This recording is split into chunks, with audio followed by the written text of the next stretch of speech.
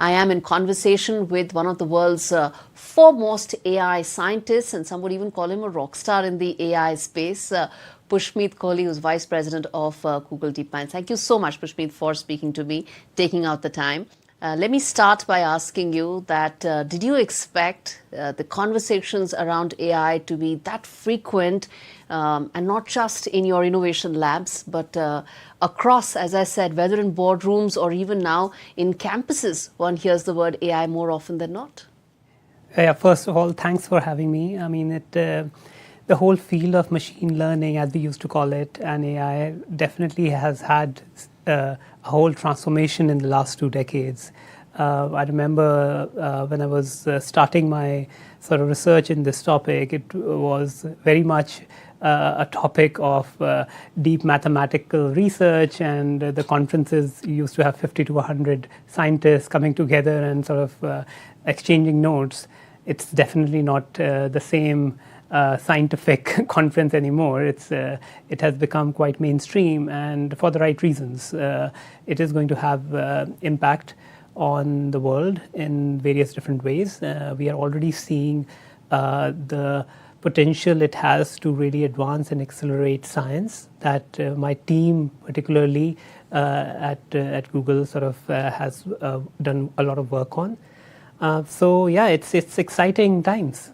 Indeed. What got you into machine learning? As you said, 20 years back when you would have started, this was an area where probably, a few scientists would be working with. Most people, or laymen like me, and large part of our viewers, probably not really aware of, the contribution this could have or the impact down the line it could create.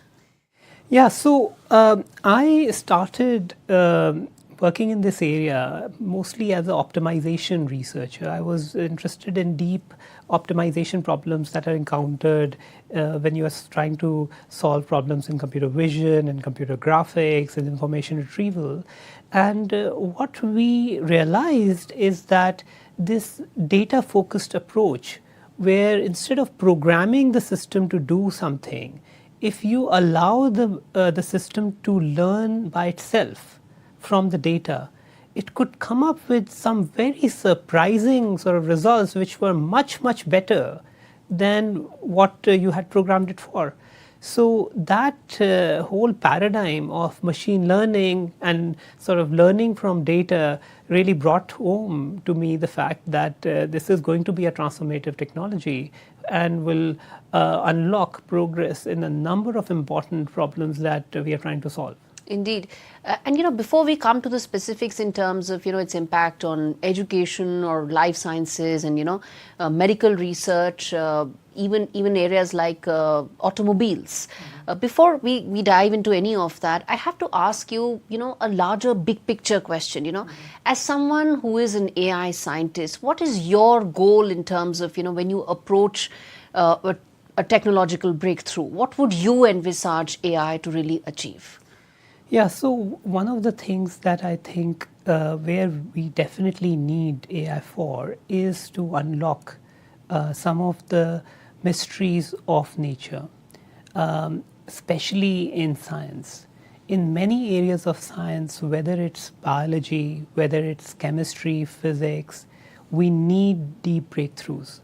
Our civilization is facing a number of sort of challenges. We saw it with the pandemic, yes, that our understanding of biology is quite limited. We are seeing it with climate change, that our understanding of the physical systems is limited. We are facing a huge energy crunch, and we need new sources of sustainable energy.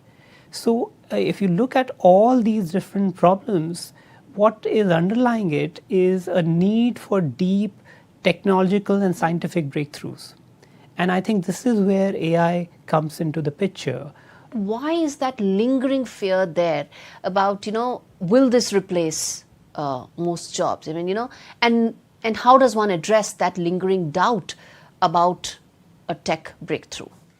Yeah, so I think the first thing to think about the new generation of AI models is that they have cognitive abilities. They are able to solve cognitive tasks. Now, if you think about the history of technology, when calculators came out, right? There were people who used to do those very cumbersome mathematical sort of calculations, which now did not need to do them by hand, but could use calculators. So in the same way, there will be certain types of tasks and certain types of activities that these models will be able to do.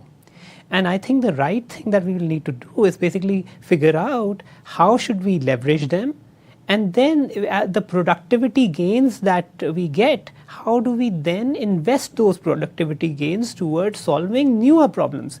So if there are people, if we have more time now because we are more productive and we have access to these tools, the thing that society needs to ask itself is to how do we take on that extra amount of productivity that we have, and where should we focus it? Okay, and the answer that I would like that I would propose is basically there are so many challenges that we are facing. In fact, we should be thinking about using any sort of our brain power that we can get towards those things.